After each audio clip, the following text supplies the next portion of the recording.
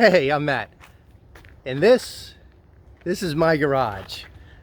We're on episode 8 now. I think we're going to pick up with last episode. We started looking at the wiring that I'm putting together for the 79 Lotus and some of the custom components and the relay panels and the fuse box and all that stuff and where it's going to be located. So since that time, I've run a lot of wires. I've done a lot of debugging of the wiring harness, and I think I've got it. I think I'm really close to having it done. So I want to show you the progress today, and we'll go through each component and talk about how it works and how it's going to make the installation of this stuff in the car super easy and really easy to maintain in the future, and hopefully headache free for quite a while, knock on wood. All right, so let's go take a look. All right, so here we go. This is the wiring harness underneath the dashboard, and I've got it pretty much mostly wrapped up, so I'm feeling really good about it. I'm going to walk you through how simple this is. So right here, we'll start in the center, right, and then work our way to the passenger side down there and driver's side here for American cars. European, flop it. So here we go. Center pinnacle right here. I have, let's do the easy ones first.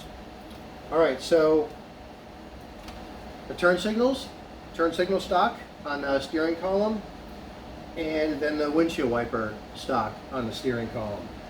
These two go to those, and then these other four right here go into the pinnacle. So this is what I was talking about earlier. I can now unplug these four connectors, take the pinnacle off, and super easy, right?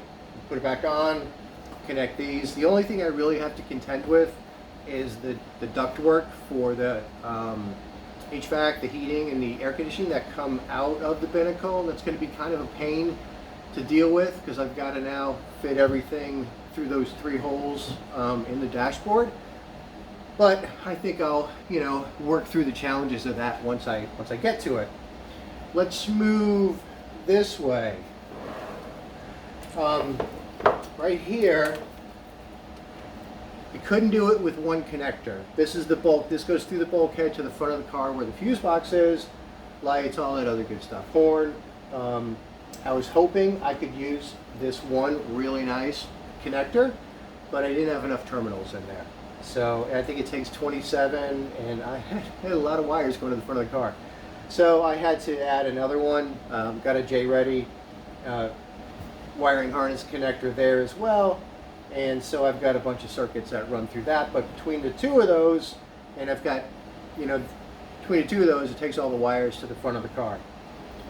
Two holes in the bulkhead of the car now, so I've got a nice round hole for this that fits it really well, and below it another round hole for this that I could put through, and then I'll have a grommet that tightens up around the wires. So that handles everything going to the front of the car. This little connection here, this goes to the brakes, right? Brake lights. Super simple. Got another one here. This goes to the clock, dedicated to the clock. And I have four more here. This one is only speaker wires. Only speaker wires I put in here. And I made accommodations to run a 6-speaker system in the car if I ever want to go that route. I was thinking, I could do one in the dash, like the S3s and the S4s. I've got that little round speaker up on the dash on the left-hand side and the right-hand side. You could do that. A door speaker, and then wires for 2 speakers behind each seat up high. I could do 2 little tweeters up there that can shoot some sound out. Oh, there's also another speaker that I have another wire that runs up the center console in case I want to do like a 8-inch subwoofer in that little storage compartment that's between the 2 seats that backs up against the firewall to the engine compartment. So I've got a speaker wire going there as well in case I ever want to retrofit that for another speaker. Other than that, this is dedicated to the windshield wiper, and then this one goes to the interior courtesy lights, so separate connector for that. This one's real simple, power windows, coming from the relays that are in the glove box. And then the last one are the switches in the door. One is for that horrendous buzzer that makes the world's most awful sound when you open the door. I don't like it, but you know what? I wired it up anyway because I wanted everything to work. I can always unplug that thing, and oh, by the way, it goes right there, right? So I can, as a matter of fact, here it is. If I don't like that screeching, just pull that sucker out, right? But anyway, it's all wired up to work. So again, one's for the buzzer, one's for the lights, courtesy lights in the cabin when you open the door. All right, if we move the harness this way, these wires go to the back of the car. I haven't wrapped these yet because I think I need to flatten these out as they come through the dash, right? Because it's a very thin space between the center console, the trim they put in there to get these wires through. So I didn't want to bunch them all up in a circle. I want to be able to flatten them out nice and flat to get them through there. This connection, all these wires go to the stereo in the power windows. So I'm running the power windows up the center console to the two buttons between the seats. And then everything else in here, all the speaker wires come out here. I've got ground for the radio. I've got the amplifier power coming from the relay, and I've got the trigger for the radio as well. That'll trigger the relay when it's turned on. That's it from the center. And then over here, these three connections, which you can't see, at the end of this harness, these three connections go to the glove box where I have all my relays. That's it. Just plug them in and I'm done. And then the only other thing coming out there is this, and that's for the power windows on the passenger side. And then I've got three speaker wires, which again, door, front, by the windshield, and then behind the passenger seat up high. That's the whole harness. That's this one. So to show you the others, and the thing is, I'm going to put everything on the bench top, connect everything, and I'm going to turn it all on, and everything's going to work. It's going to be super cool to see. It's like a working car outside of a car. And it took me a while to get there, but I think I'm there. Another piece of the puzzle.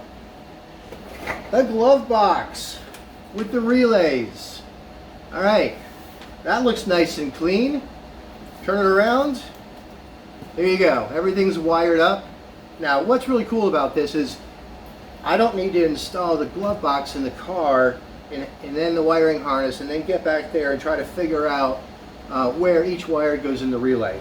That would be a nightmare. So I spent the time to troubleshoot it on the bench, got everything wired correctly and working correctly, and then I just, I got these three connectors. They plug into the other harness, so I can mount the glove box in there, just get under there on my back, plug the three in, and I'm good to go.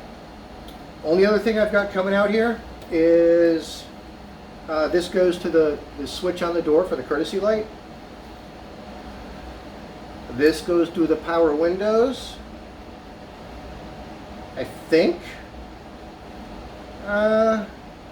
Maybe the power windows? Yeah, I think the power windows.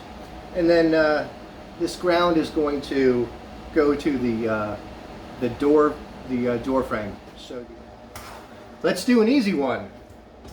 The clock harness goes into the clock.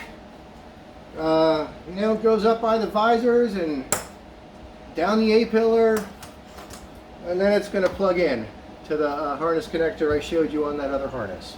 So super simple. All right, last big piece of the puzzle. We've got the panel I showed you in the last video. Still good to go. Although I messed up. I put a horn relay in here and wired that, and then I realized that my fuse box has an integrated horn relay. So I got rid of one relay in here, so I've got an extra relay socket that I don't need, but that's cool. So yeah, I've got this panel. Here are the two connectors that go through the bulkhead that I showed you on the other harness. Now this feeds the headlights. It feeds the motors that put the headlights up and down, feeds the horn. Everything else in the front of the car, all the side lights, the fog lights, all that jazz. So yeah, here's the side light, or the fog light with the blinker. That's this one. And then this is the headlight on the left side. And then this is the oh, duh. the headlight lift motor socket right here. That's what that is. All right, then we follow this down, right? Now we're going to the other side of the car. We've got the exact same thing down here. So we've got headlight lift motor here. We've got headlights here. We've got side lights here. That's it. That's it.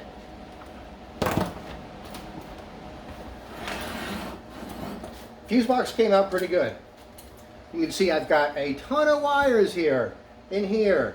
So I got all these different circuits, and the shrink wrap was great because I was able to label what every single circuit is, and also the terminal on here which it goes to. So if they ever come off, you know, I know exactly how to put them back on. So that's super nice.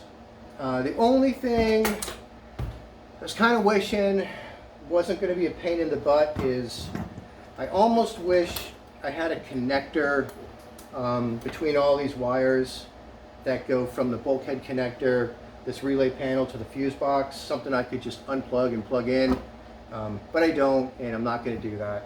So unfortunately, what I have to do to install this is take all these off, fish all these under the master cylinder, and then connect them back in the car. And it's going to suck, but you know, could be worse. That's going to be the hardest part of the installation, but it's labeled really well, so I'm not that worried about it. Oh, this connector right here. So these are big 12 gauge wires. These run to the ignition. So if I remember correctly, there's a battery, there's accessory, there's ignition, and there's start. So these plug in right here, will run through the bulkhead and go to the appropriate circuits in here to feed. This is what's going to feed juice to those different circuits when you turn the key in the car. So you hit accessory, everything that's wired to accessories like windows and stuff like that, radio, that's all going to work. Turn it to start, you know, it's going to kick on circuit 10, which is going to hit the starter, let that spin, and then you know, you got battery, which are always on for certain things, like the relays and the clocks and things like that. And then finally ignition, everything is going to work when the car is running. So all circuits are active when the ignition's on. That's it. So I think it's time to put it all together and let's see if it works. With my luck, it's not going to work. It's probably not going to work, but I'm going to do it anyway. All right, I spent some time putting it all together. It's on the bench over there. I'm going to take you over there and walk you through everything. It's basically all the components I just showed you, but now they're all connected. So let's go check that out. All right, powered right there by that little AC to DC converter. All right, we got fuse box,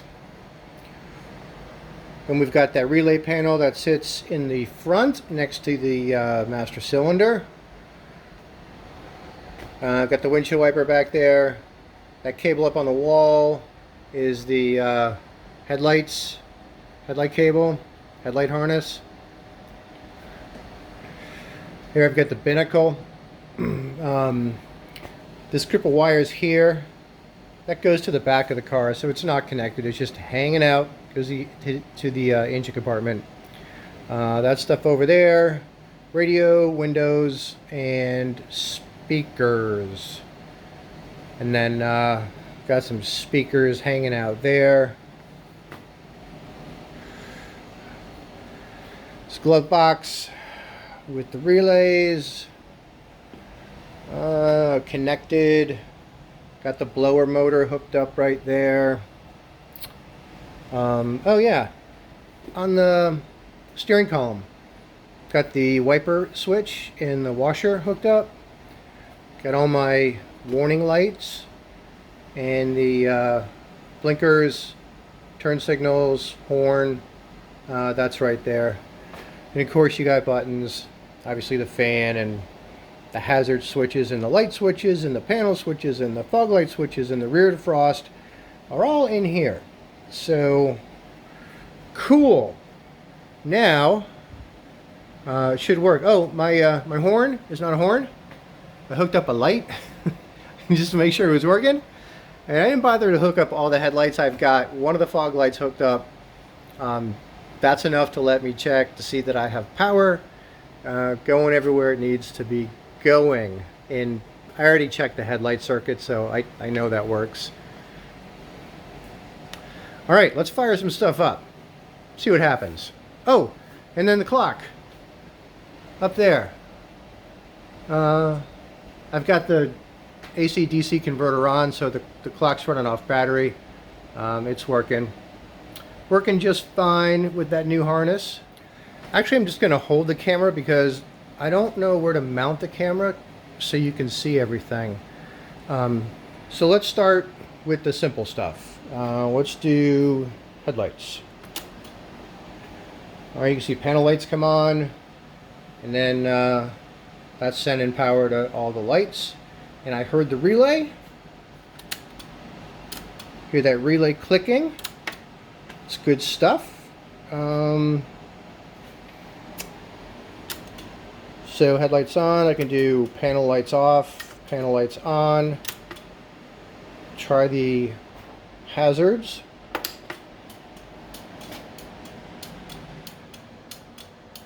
Hazards are working. Warning light is working. It's good stuff. Let's do the fan. All right, it's running through a relay. I heard the relay click.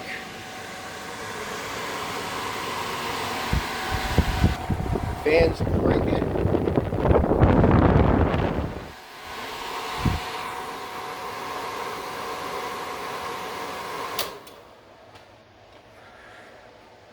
Let's do the blinkers right there on the stalk.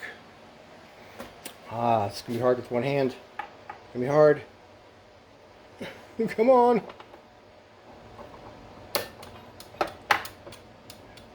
Alright. Left blinker. There you go. Now that it's the flash relays are right here. Blinkers and hazards, and then the horn relay is right in there. So it's integral to the fuse box, which is really cool. All right, I'm going to turn that off. If I turn the headlights back on, I want to check the high beam to make sure the warning light is on. There.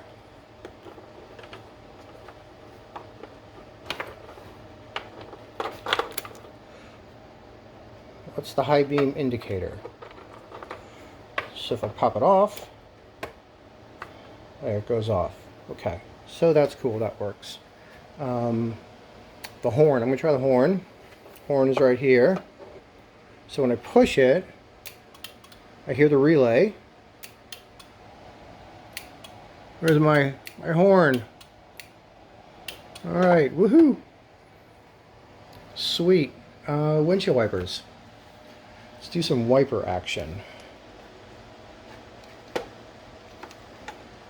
Oh my gosh. Alright, that's low.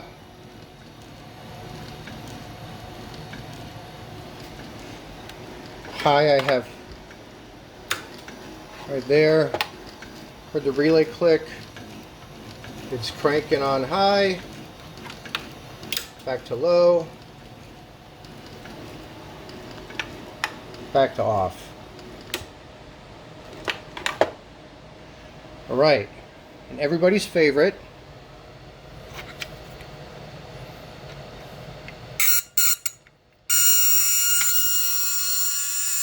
What a wonderful noise, huh?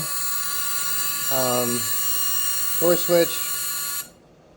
So push it in, it goes off.